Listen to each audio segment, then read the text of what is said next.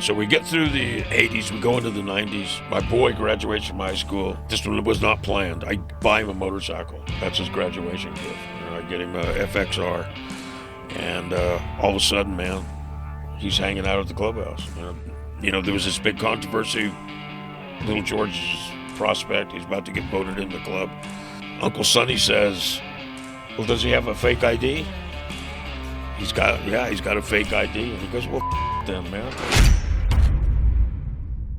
Welcome to Patched, where we look at the personal impact of life in outlaw motorcycle clubs. This episode, my co-host Justin Mooch, DeLoretto, and I continue our conversation with George Christie, former member of the Hells Angels Motorcycle Club. We call all the street factions to a meeting at Ventura. All these guys from Midtown, Pierpont, Avenue Gangsters, and whatnot. All the youngsters. We said, you guys can't start shooting at each other in Ventura. So I go, you're going to behave yourselves. This is our town. You guys are just renting it, Mm-hmm. But this is our town. That's this episode of Patched. Are you an active member? The kind that would be missed? Or are you just content that your name is on the list?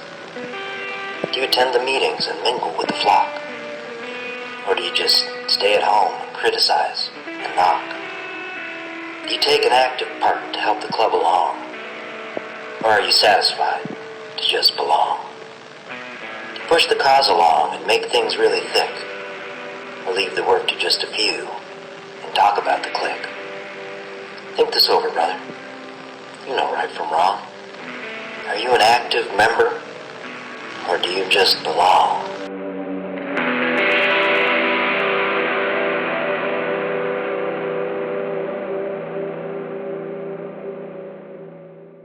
We'd like to welcome and give special thanks to Fabric by Gerber Life for supporting the Patch Podcast. Fabric by Gerber Life is term life insurance. You can get it done today. Made for busy parents, all online, on your schedule, right from your couch. You could be covered in under 10 minutes with no health exam required. Go to meetfabric.com/patched. That's MEET fabric.com/patched. This episode is sponsored by BetterHelp Therapy Online. That's Better, H-E-L-P. BetterHelp is the largest online therapy provider in the world. BetterHelp can provide access to mental health professionals with a diverse variety of expertise. For 10% off your first month, go to betterhelp.com/patched. Hi, Mooch. Welcome back to Patched. Part 2, George Christie. Hey, Jason. Let's start with another question on this one. The question from a viewer says, it seems like there's a lot of brotherhood with former members after leaving the club they were in. And is this true? This is something that I've talked about with a lot of people off air and a lot of people in our community, especially when people ask me, how can you be cool with guys from other clubs that you were once enemies with? And, the answer to that is it takes a specific person that's gone through years and years of living club life, the ups and downs of club life, and then leaving that life and seeing what it was like to transition, going forward and kind of figuring things out and getting back on track. And if you've gone through that, despite the patch you wear, I feel like we have a lot in common. So I would say that's definitely true. We had this shared experience of giving our life to something and then it changing and finding a new direction, and most of us moving in a positive direction. So I definitely feel like I have a really tight brotherhood and bond with former club members, and more so than guys that are active and current in the club, because I have more things I can relate to. How's that been for you, Jason? I couldn't agree more. It's like how we've become close after club life is just that mutual respect and the understanding that we also are looking for that reassurance from these guys, right? It's not just like, hey, we get to go hang out with guys who are in former clubs. It's that we're checking on these brothers. We know someone's having a bad day. They'll say like, hey, man, things aren't going good at home. Well, guess what? 3 days later, a week later, 10 days later, we're reaching out to that brother to say, hey, man, I hope you're doing good. It doesn't matter what club he was in. We just know it's a guy who needs a little pick-me-up, right? And we know people like that all over the place that need that. So it's just that common bond, like Mooch was saying, that we have that one background similarity that you can take with it and run with it. And so it's pretty reassuring to know that there's none of us have anything to prove to anybody. We've already done it all. And there is no worry about like if we're hanging out or we're not hanging out. I mean, we're there to look out for each other.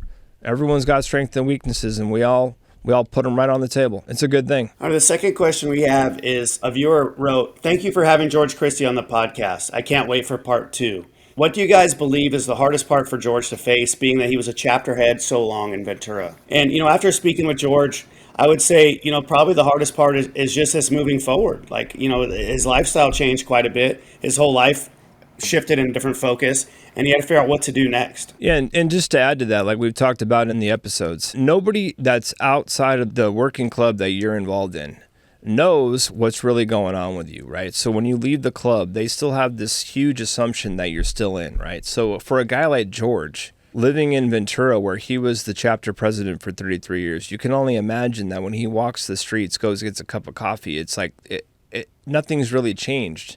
Only in his own mind is he having to deal with the fact that he's out of the club. But his inner circles and his community obviously still sees him as the same person, right? So, and I've told this to many guys that get out of the club, like, your little community still sees you as a member, and you need to act accordingly, right?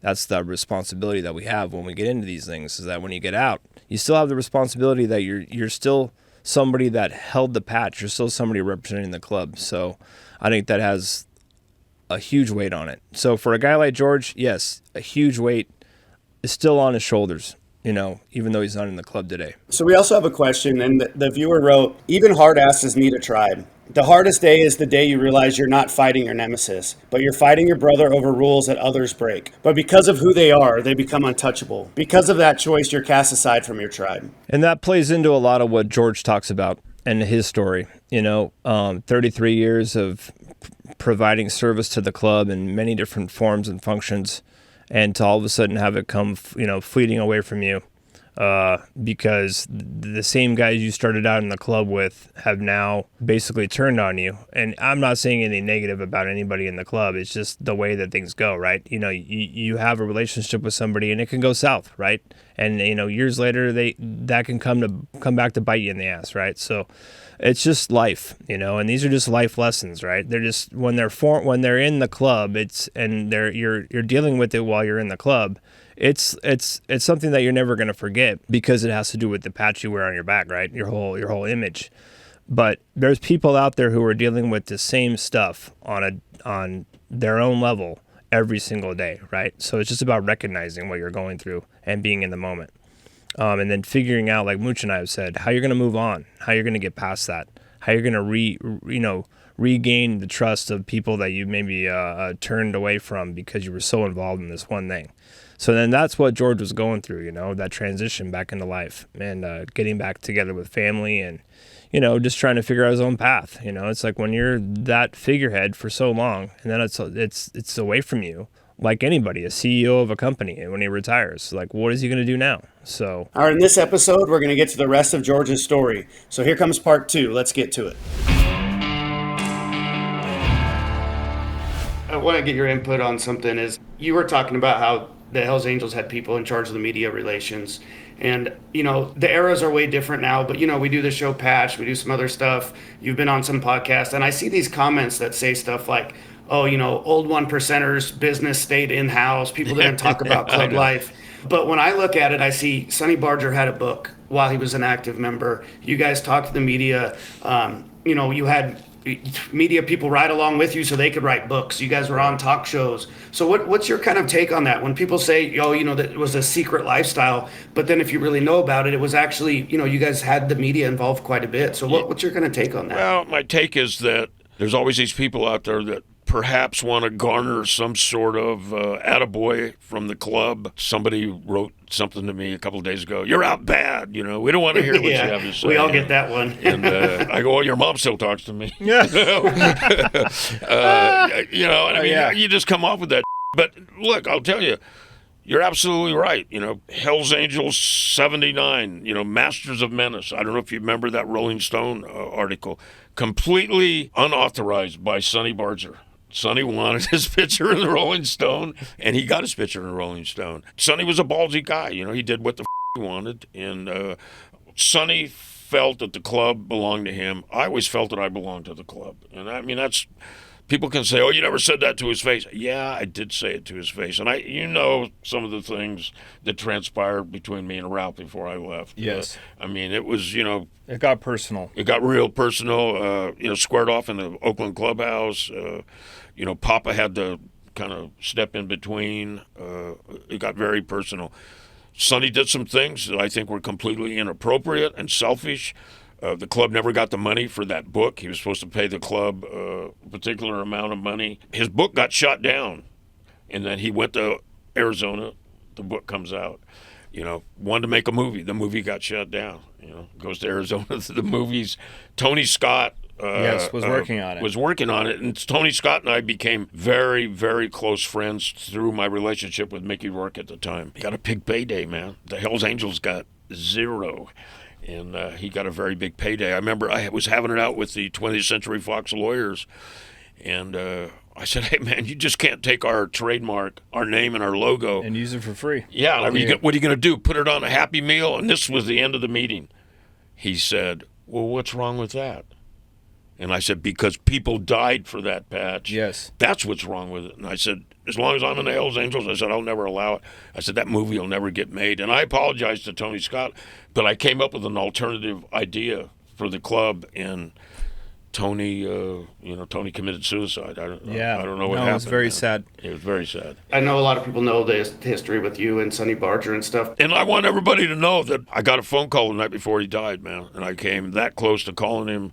I didn't because, and I say this with some humor, but there's some truth to it. I figured if him and I got into it on the phone, I was told, if you're going to settle with Sonny, you better call him. He ain't going to last much longer. And I considered calling him, and I thought, if I call him, we get in a fight, and he passes away, it's going to be my fault.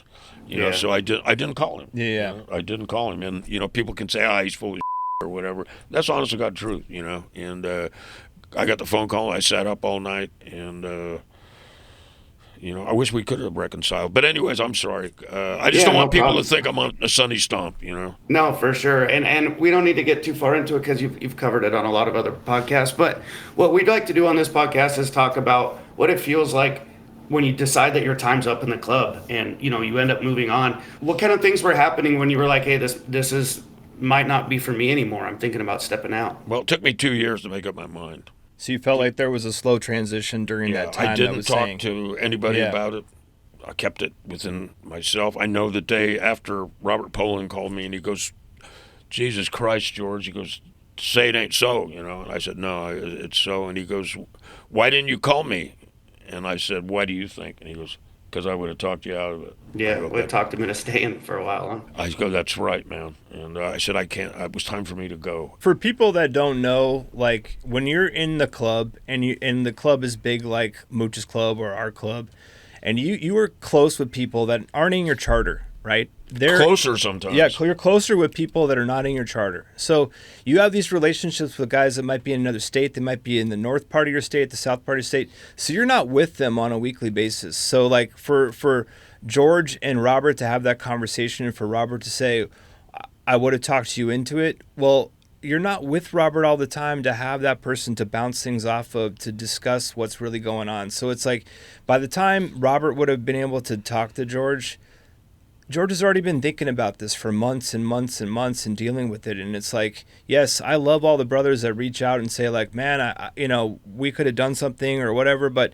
you're not living with us. You're not dealing with this on a weekly basis. You're not part of my family. Like you're someone I look forward to seeing. And when I see you, it's very special, but it's not exactly like that. It's not like your kid at home. It's someone that has respect and love for you that might be 5 hours away. You're in a club, but you become isolated. Yeah. You become isolated, and you have this, you're conflicted. Do I stay? Do I go?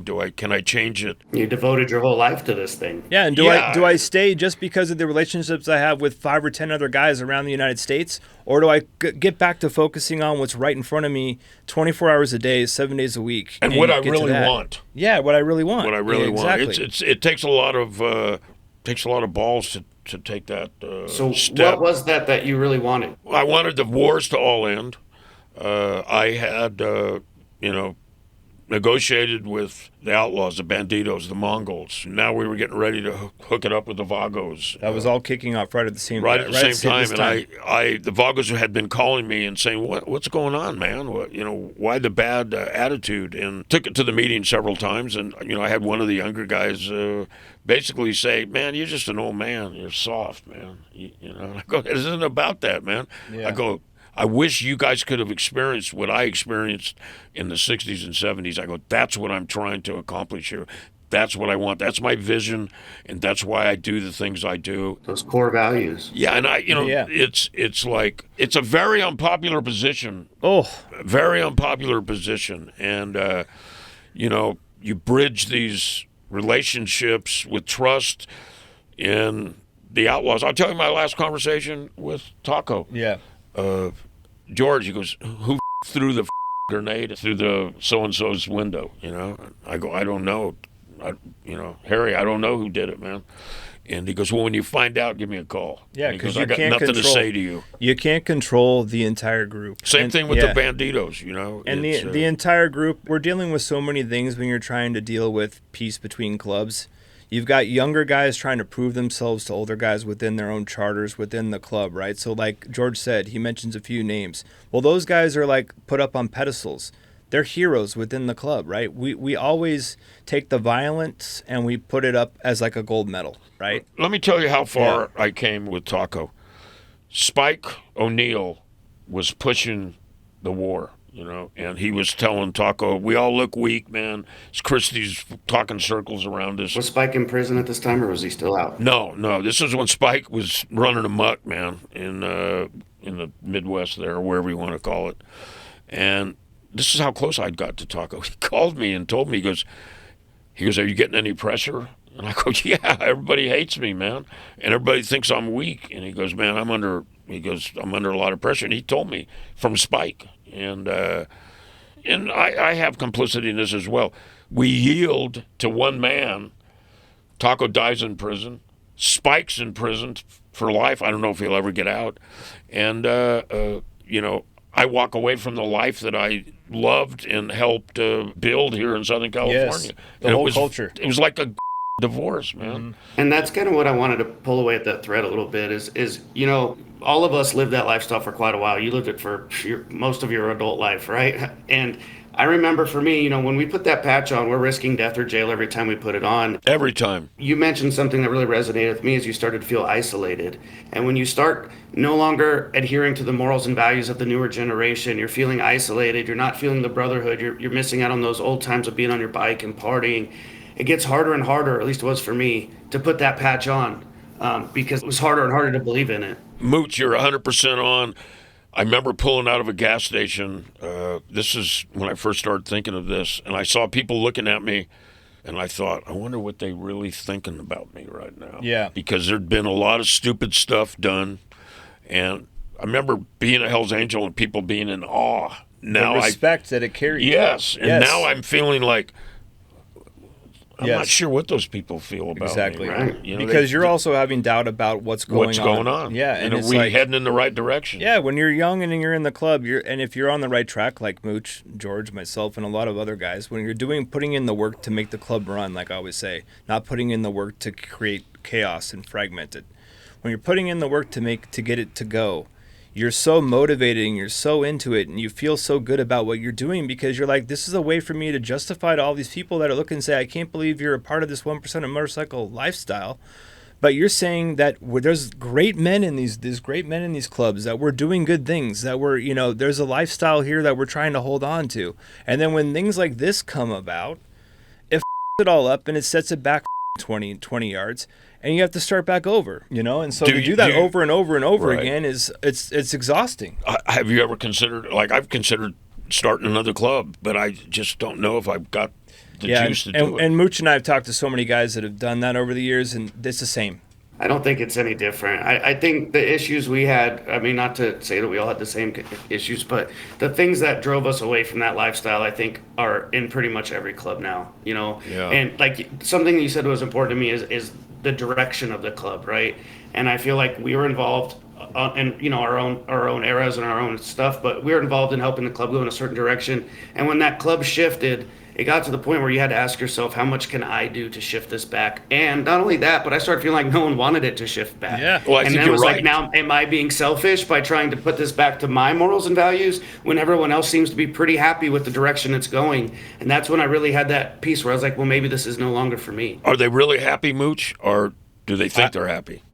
Good question. It's a new generation of people too. So, I mean, Most guys don't want to shift the narrative, right? They just want to stay with whatever's going to help them keep that patch on their back. And that goes back to Absolutely. the person's mental health, right? So, like, what's going on in their own head. I went there to talk to Taco unannounced, and Billy Tinney, who was a former bandito, The photographer. was at the bike show. the prison bike show, right? Yeah, Terre Haute. Yeah. He showed up and asked, "Can I take a picture of you guys?" And I didn't know if Taco wanted it or didn't want it, and I said, "Sure." Man, I had a lot of people mad at me, Of course. pissed off Yes. at me. Man, how dare you take a picture With the enemy. with Taco, man? Yeah. And here you are trying to save lives of the members in your club, and it's your own club that's mad at you. That's always been the hardest part for me when it comes to It's Difficult. easier to rally around the person that's going to do the thing. Like I said, puts him up on a pedestal. It's hard to rally around the guy who's saying we shouldn't do this and we should reel back. And maybe one of us should step up to the plate and say we're apologizing, or at least we're going to say like,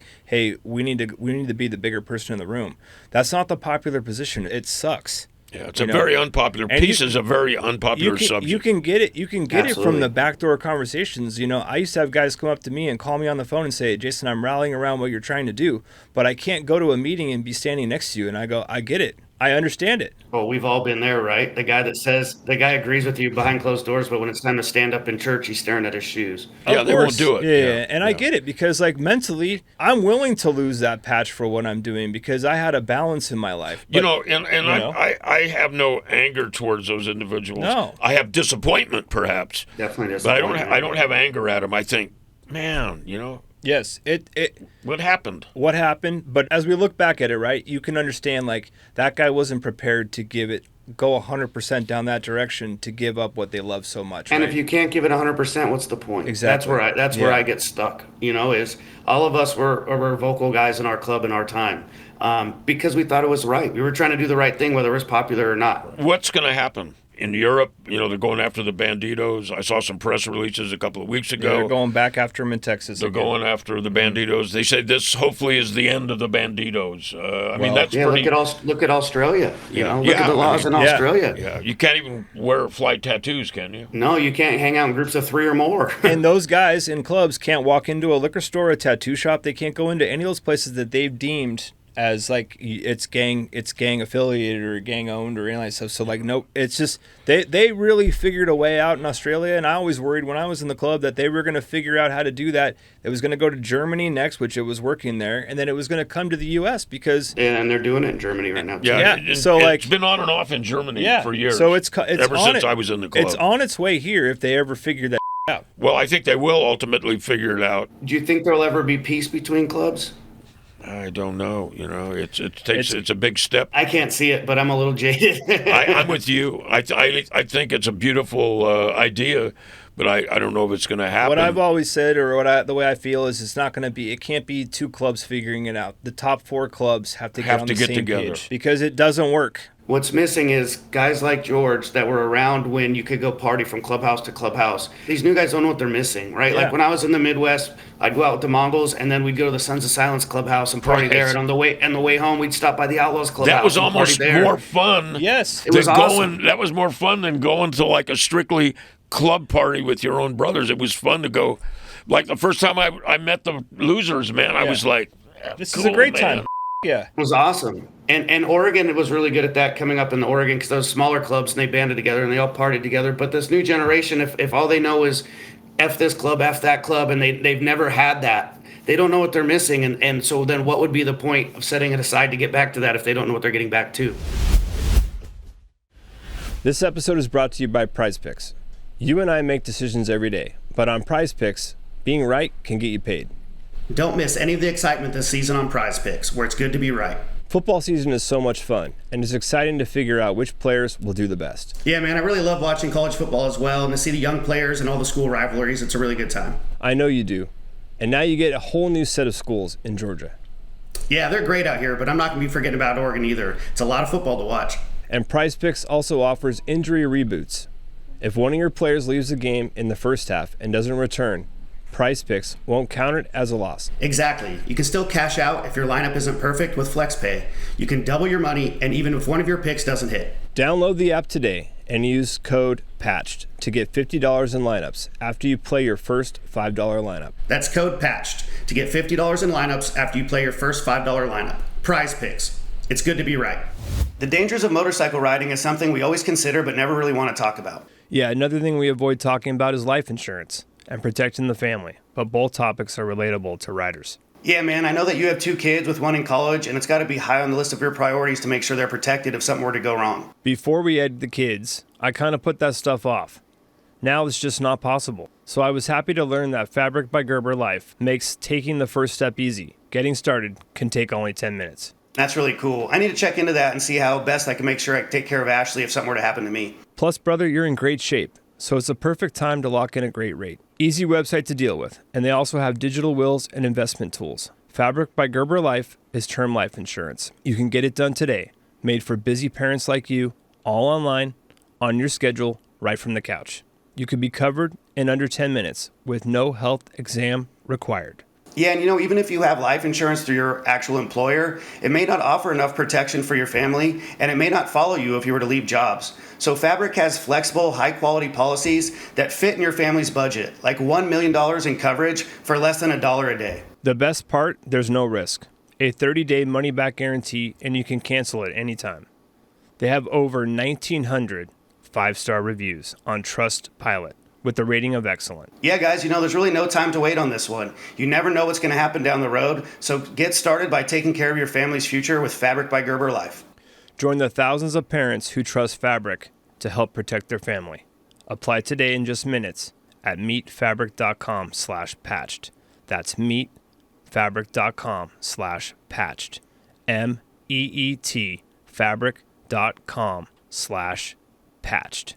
Policies issued by Western Southern Life Assurance Company, not available in certain states, prices subject to underwriting and health questions. Hey guys, I can't tell you how honored I am to introduce BetterHelp as a new sponsor to the Patch Podcast. That's Better, H-E-L-P. As we discuss frequently on the show, sometimes brothers need a little help and can be confused or overwhelmed with starting the process. Declining mental health has so many causes: workplace stress, PTSD from former experiences, financial struggles, or just day-to-day family experiences. BetterHelp is the perfect place to start the process of talking to someone and finding solutions to regain clarity and focus through life's struggles. As we all know from listening to the show, we are not alone in the struggle. Sometimes just knowing someone is there to talk to can help so much. With over 30,000 therapists, BetterHelp has the world's largest online therapy platform. Having served over 5 million people globally, it's convenient too. You can join a session with a therapist at the click of a button, helping you fit therapy into your busy schedule. Plus, you can switch therapists at any time. It's got an App Store rating of 4.9 out of 5 based on over 1.7 million client reviews. So you know it works. Write your story with BetterHelp. Visit betterhelp.com/patched to get 10% off your first month. That's BetterHelp, HELP.com/patched. So George, everyone knows you were the longest serving president in the Hells Angels history.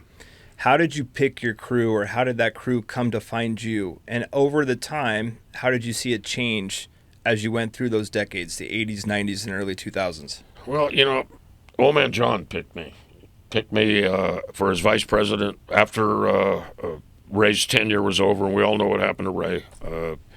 John took back over. The caveat was, you got to be the vice president. I'll take it back over. You be the vice president. John was a very strong father figure, and I think his plan all along was to turn it over to me. And he had cancer. You get to each decade, and there's a change. And I think, maybe I'm getting out there a little bit, but I have a child from each decade. I have daughters in their late 50s. Mm-hmm. I had my son, Georgie, that would be close to 50 right now, 49, 50. I have another child, 33, And then I have my youngest, 17. So I've got somebody from each decade, and somehow they've allowed me to identify with that decade. Each decade's different. And I took that and I applied it to interacting with these different generations, try to relate to them. I think also what's very telling is watching the media. When we first started the trademark board, I'm maybe getting off track here. When we first started the trademark board, Limbach, and Sutton were our lawyers. They also had Coca-Cola, Levi Strauss, and Mr. Sutton taught me you got to control the narrative. And, we would have stayed with them, but these other big brands found out that you guys were involved. Yeah, they didn't want their brand brushing up against ours. But controlling the narrative is very, very important. It's just like when we talked about the torch. ATF said we were going to disrupt the Olympics. I knew we had to get out front. We had to control the narrative on this. And, there were a lot of people in the Hells Angel that said, who cares, man, what anybody thinks? Yeah, right. And you know what, man, let's give me another beer, and let's light a joint. And I was saying, no, we got to get in front of this, man. Terrorism, this is serious. They're calling us terrorists.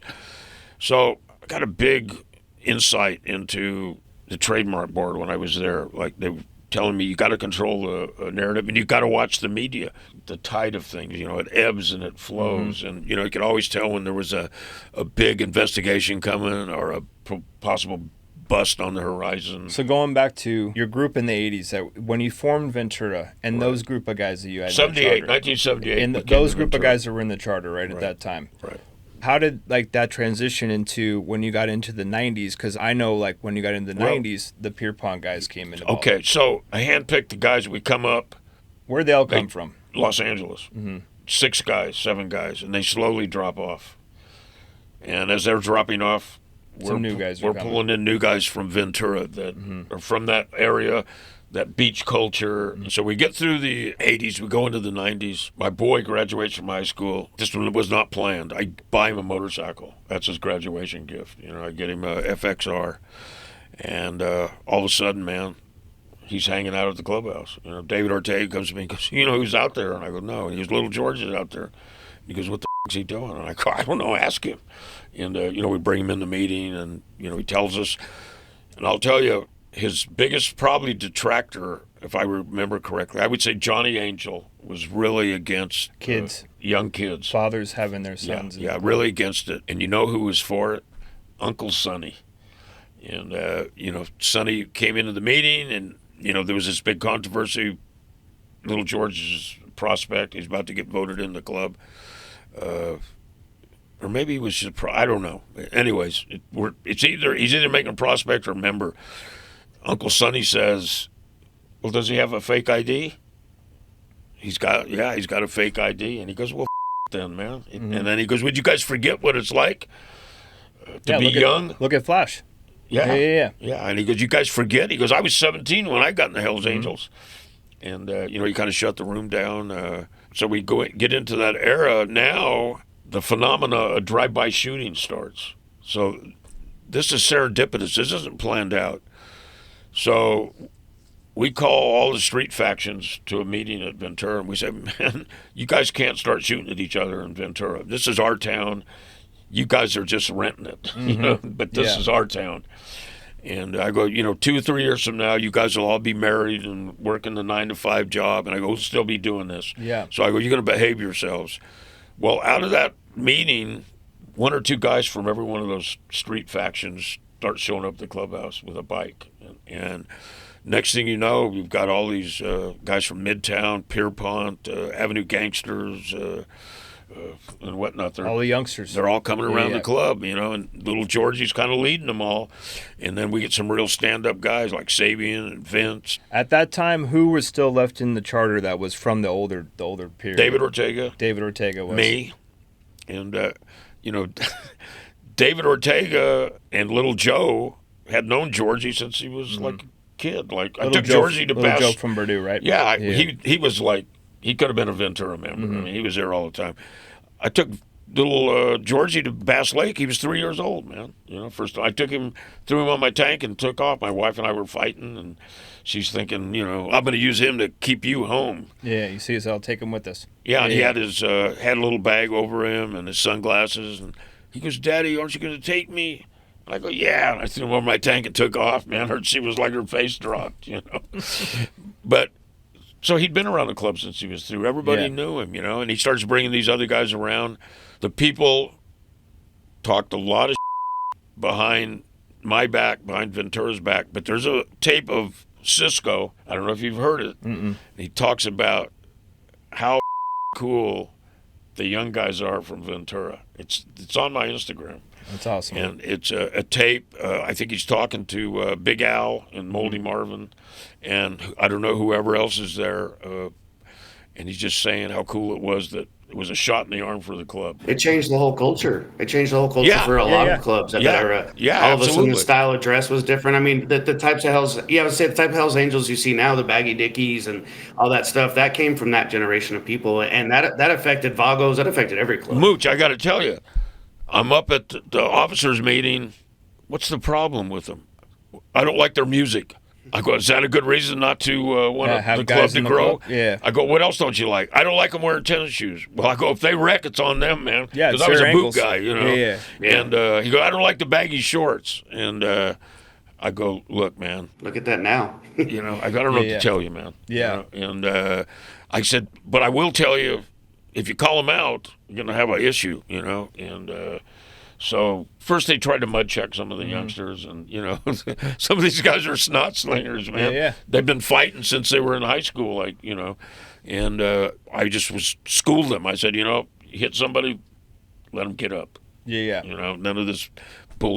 Yeah, no rat packing. Yeah, you know what I'm saying. And ultimately they were accepted, but sure, when I leave the club, then it's, George Christie embarrassed the club. He brought all these kids around, and George Christie did this. And it changed the face of the club. It changed the culture in general, not just for the Hells Angels. Like I said, I think everywhere. A lot of clubs emulate that style, and that style was created in that generation. It's Southern California. It all branched out of here and went all the way to Japan, like a rocket ship. I mean, that's exactly, everything's came out of here. It's like, Kid Rock and I were communicating years ago, before anybody knew who Kid Rock was. The reason I knew who Kid Rock was, because the kids were, I call them the kids, the YGs, they were playing them in the clubhouse. Yeah. The youngsters liked them. And I would go, hey, who's that dude? And they tell me, and hey, he's playing in L.A., get on the phone with him, hey, we're big fans, and, he was sketchy because he was from Outlaw area, he didn't know. He was from Detroit. Right? Yeah, exactly. Yeah.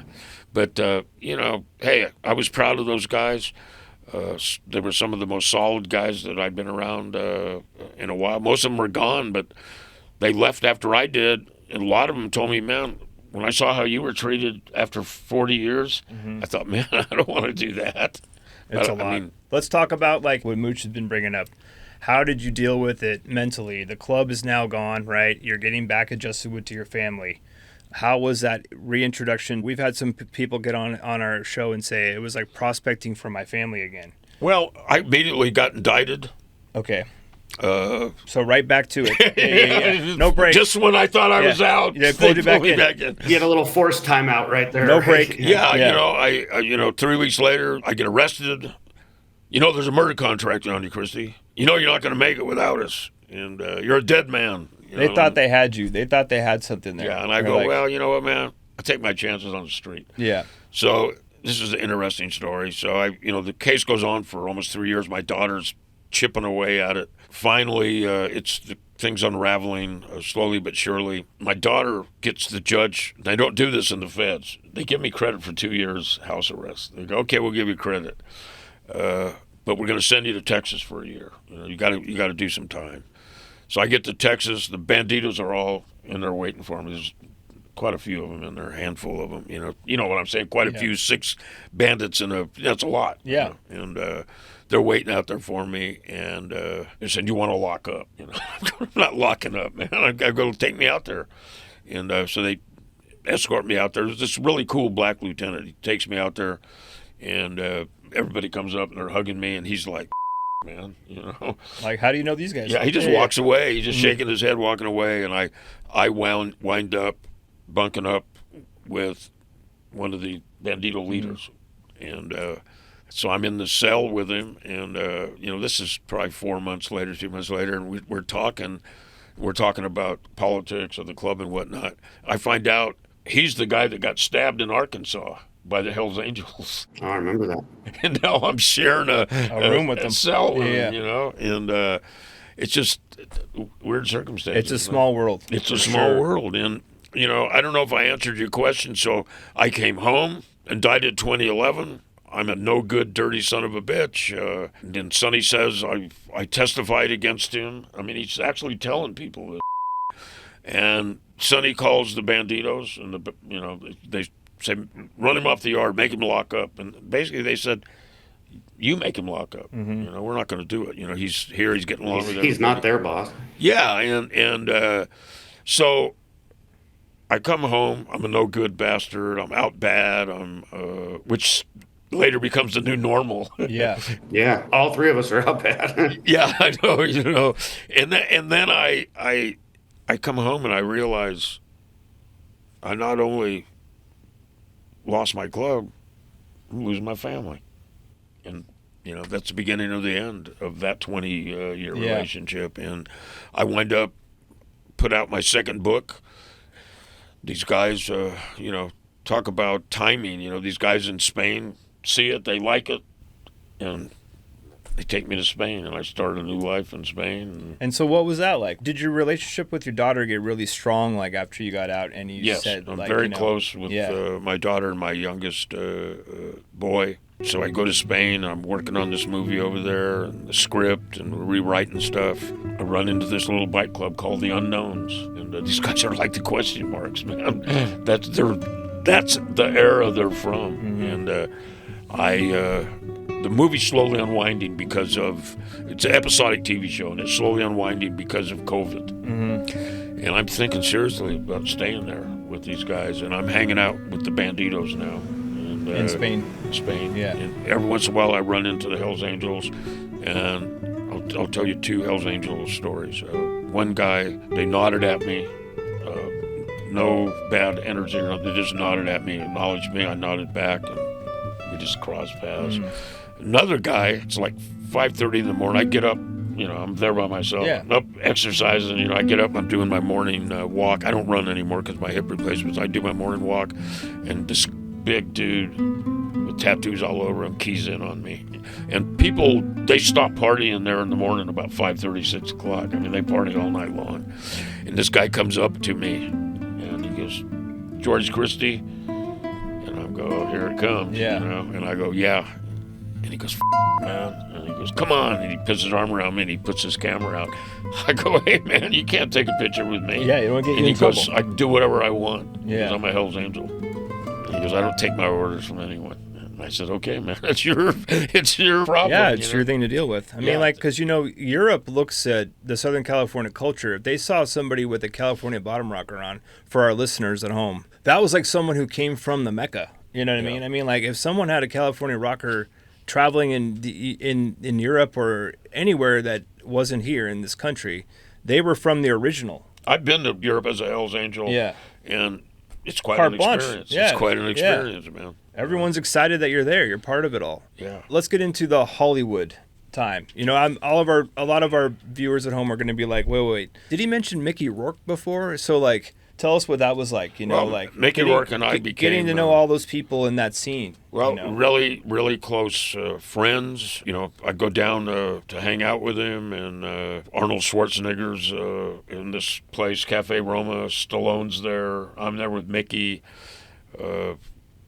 Guys from the Bruce Springsteen bands are there. Peter Coyote, who used to live with Pete Nell from San Francisco, is there.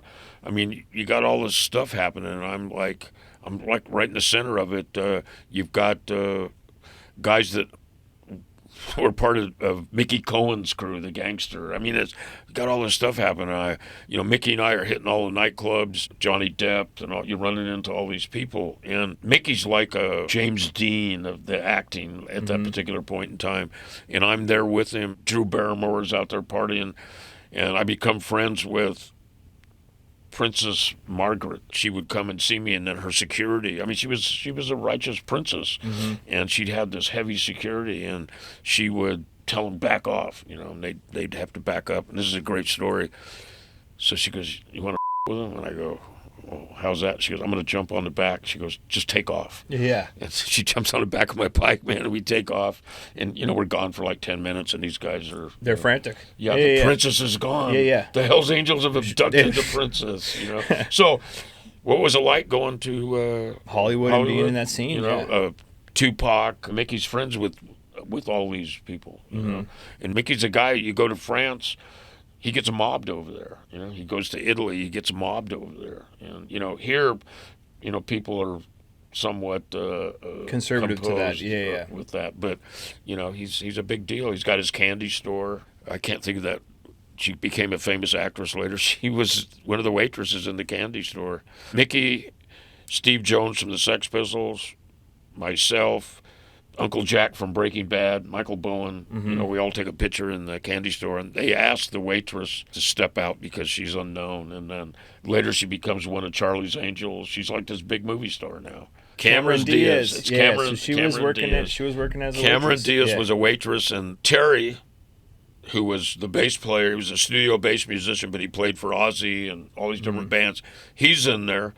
Cameron's in there, and he asked Cameron to step out of the frame and Terry to step out of the frame.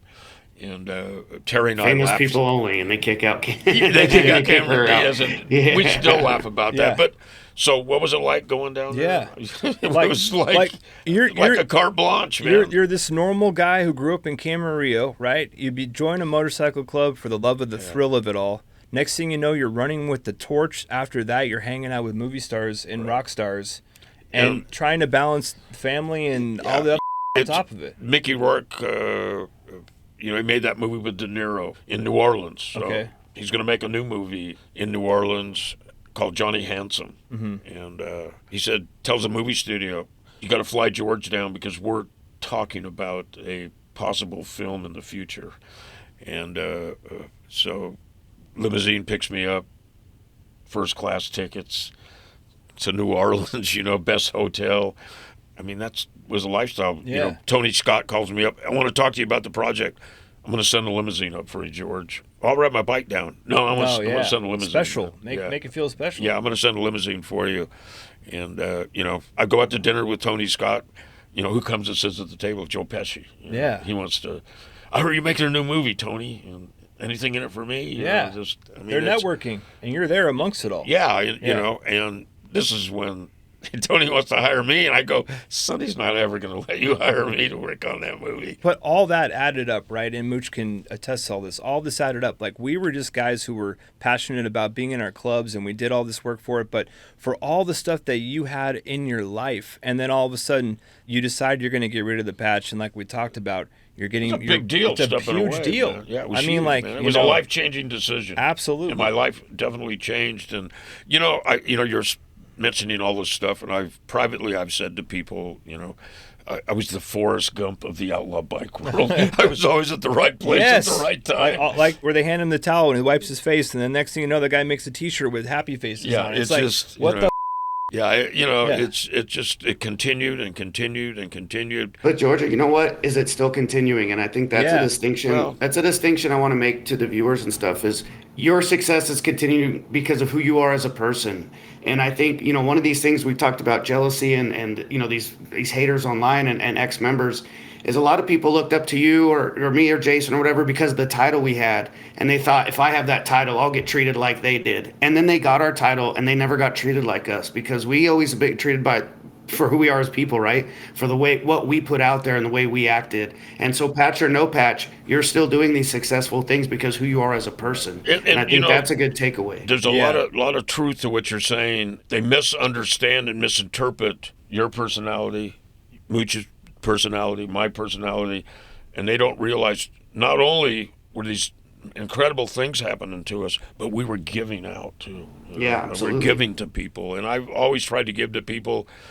I can't tell you what went on in Ventura, man. We had more power than the cops there.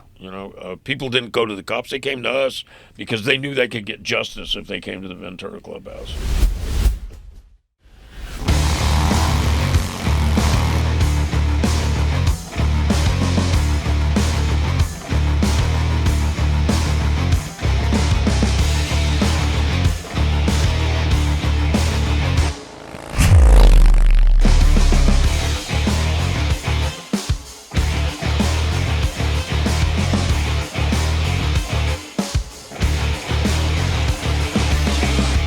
Patch merchandise is available at automotoentertainment.com.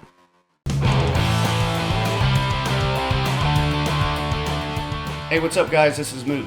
A lot of you have been asking where to get an autographed copy of my book, and the only place you're going to be able to get it is here at the automotoentertainment.com website. The link's down below. We'll have paperback and hardback, so click the link, check it out, and get your signed copy today. That's great, Mooch. A lot of people have been asking me about that. It's a great read, and you guys got to check it out.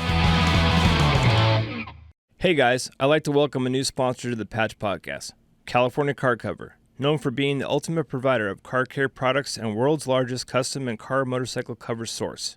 Based in Southern California, they're a very familiar family-owned company that's been around for many years. The founder is an icon in the hot rod and drag racing community, whose life's passion for car care, especially car covers, is presented through a great, easy-to-navigate website and award-winning catalog. They've got everything a motoring enthusiast could ever want or need. And they have an excellent selection of motorcycle covers as well, to fit any size bike with or without accessories. But don't stop there. They have anything you need for your car or truck, as well as thousands of possible great gift ideas.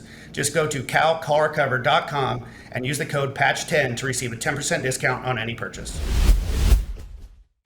You had left the club already. We were doing an event in Kern. We were doing an event as Sevi was doing a South Run. And I remember being out front because we were running the event, and people were stopping by and saying, "Is George Christie here?" All the way up in the Kern River. And that killed him, didn't it? Well, people that could hear it, I'm sure they were like, "What the?" But I was like, dude, do you feel like the people that gravitated up to Kern, that lived in Ventura County or wherever they were at one time, they still wanted to have hope that you were still around, that you were still there to be that guy to go talk to, because that's who they felt comfortable with. Well, I appreciate you. That's some real high marks, man. And, I kind of hard to respond to that. Of course. But like for me as a guy who's like listening to this and saying, I remember how I felt knowing that what was going on in Ventura. I went to the 50-year party when everybody rolled in because I saw a flyer at the tattoo shop, I remember all those times, and I'm like, when these people are stopping and I know how they're thinking in their heads by saying, I feel comfortable because I know that this person's around. It's like, it's a big deal, and I appreciate you saying that. I've wanted anybody that came around the Hells Angels, I wanted them to get a fair shake. Mm-hmm. And I wanted to meet them on a level playing field. I mean, somebody disrespected us. I mean, it was what it was. Yes. But we were always, and that was one of the things I tried to do with the charter. And 2 or 3 guys got in, and I don't need to mention their names. 2 or 3 guys got in the club, and they were bullies, man. They were bullies. Mm-hmm. And I just started watching everything unravel, and I just thought, maybe this is a message from the universe for me. It's time to take a step back. Yeah, and that's what I did, and I appreciate you saying that, Mooch. Like, I'm still doing things, and things are still happening for me, because you know what, you're absolutely right. They are. It's just another chapter in your life. You got to keep moving forward. It's the same evidence of that adage of the patch. The man makes the patch doesn't make the man, and we still continue to be the same people we were today. You know who said that to me? That was Old Man John. Yeah, I've heard you say it a bunch of times. That saying's lasted through every club and forever, and I think what's relevant or important about that is it's absolutely true. The people that have come and gone and are still the same people with or without that patch, I think carries a lot more weight. And it's interesting. I'm not saying John was the originator, but he's the one that told me, he sat me down and told me, man, you guys are triggering all these memories in my mind, and I'm thinking about all these stories, and even the little ones have so much value, man. And it's really lessons in life, and it's like, what you're doing, what Mooch is doing. I mean, and you're setting yourself up for ridicule with a lot of people and a culture that, they're not forgiving, man. Mm-hmm. Initially I thought I'll get the, out badge stricken, and I'll, people will come to their senses, and people will see that I never testified in a trial, and it doesn't even matter to me anymore. No, it shouldn't matter to you. I think we've all had that initial reaction of like, oh, I'm going to get my status changed, and people are going to come around, and then we realize that it's not important. The club keeps moving forward, and we can't knock it for that. The club doesn't take a chance to stop and look back. You have to pay the bills on Friday. And it doesn't need to. Yeah, and it doesn't need to, right? And I'm still a big supporter of the club. I go on shows. I've been on a lot of different shows, TV shows and podcasts and whatnot. And I always support the club, because I believe maybe if the right guy comes along and he's got the right personality and he's got that charisma and he's got the balls, he put things back on track. Exactly. I mean, that's a pipe dream. No, of course. And because we love the clubs, that's how we think, right? Yeah, I constantly think like that. I'm always like, there is a way to figure this out. There is a voice out there that can be heard. But I always, like Mooch and I say to like these young guys that are asking us questions about the club, it's our responsibility that we've done it and we've been there to give these guys the advice, and not to steer them away from the club, but to steer them as they're looking to go into clubs on how to look at it the right way. Right. Like, what should you be looking into when you meet those guys from that charter? Like, really get to know them. Don't just be mystified by the fact that they're wearing the patch. Would you invite these guys to dinner at your house? Right. There's a big one. Would you be friends if the patch wasn't involved? Yes. Would you be friends with them? How are they to their friends outside of the club? Do they have friends outside of the club? The drug use got so bad as I was approaching making that decision to leave that it was like guys couldn't even throw a clean test. Yeah. I mean, they never come down. Mm-hmm. They would get high, and then maybe 2 days would go by, a day and a half, and then, they're Back high again. And they were just killing everybody with these. They'd pull them over and give them these drug tests on the street. I don't know if you guys had that trouble, Mooch and the Mongols, or... Yes and no, depending on the region. Our club is structured quite a bit different, too. And in the regions I was in charge of, we had a no methamphetamine rule. We know the outcome of that stuff. And the way I always looked at things is it made it really hard to grow if you're ruining people's lives. And how am I say, hey, I went to high school with this guy and I want him to join my club, but he's going to get addicted to drugs and go to prison. And so we really try to change that adage of make it something positive. Like in my regions, people had to work out 3 days a week. We weren't allowed to do meth. People were supposed to have full-time jobs. I wanted them to say, hey, I joined this club and it made my life better. That's what brotherhood is. Not they joined this club and had all these bad influences and went down the wrong path. Yeah. And I think that's what it turned into. But George, I did want to ask, like, as far as leaving club and moving forward, what advice would you give to other guys that have put the club behind? What advice would you give them to move forward with their life? I say that you're still the same person. You need to create a vision, set reasonable goals, and slowly pursue what you want to do. What are you going to do now? This is this point in your life is just as important when you were a patch holder. And perhaps even more important because you're doing it on your own, and your responsibility is to yourself and the family around you.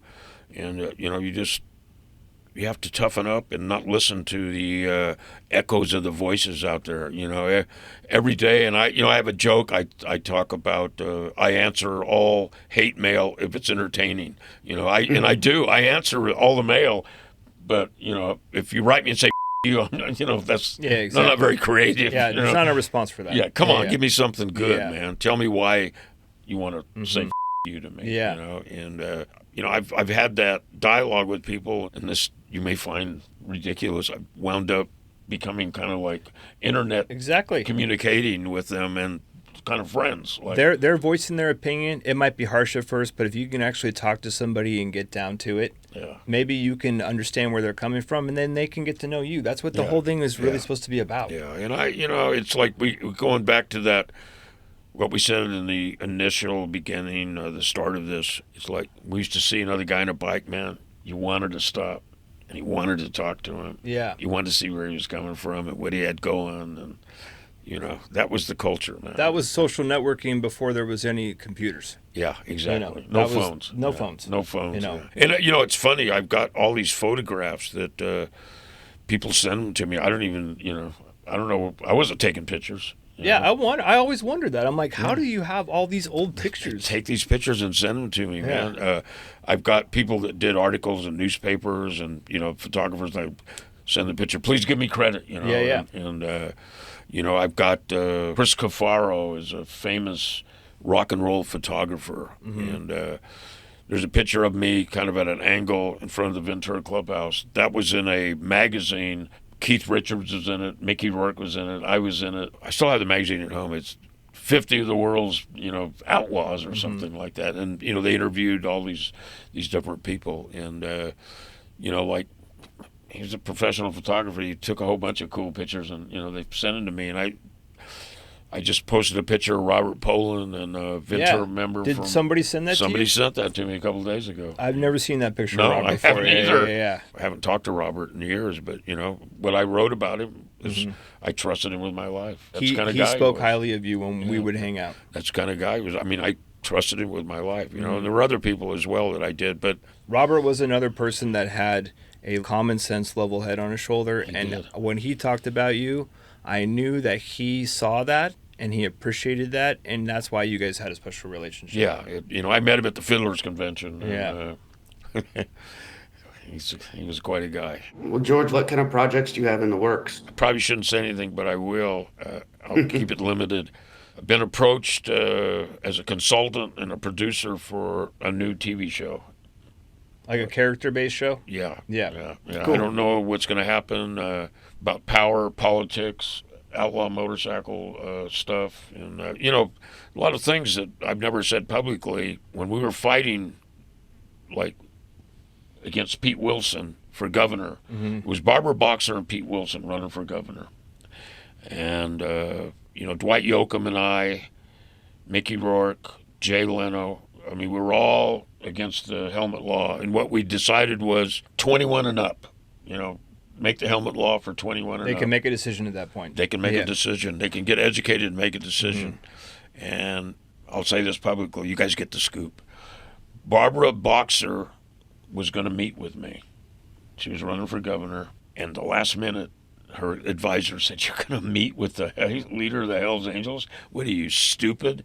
And I guaranteed her that I could probably swing 2 or 3% of the vote to Schiff. And they called the meeting off, and Pete Wilson won by 2%. That's crazy. It is crazy. Yeah. But so this new TV series is, they're tapping into a lot of things that happened and how I brushed up against politics and corruption, and That's cool.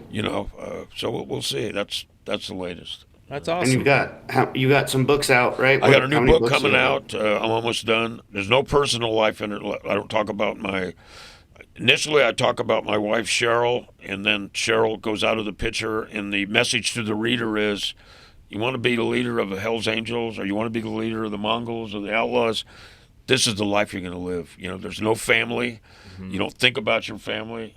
You think about the club. And, it's all these private conversations with Sonny, Irish, Russell Baya, Taco, George Weggers, and it's just journey.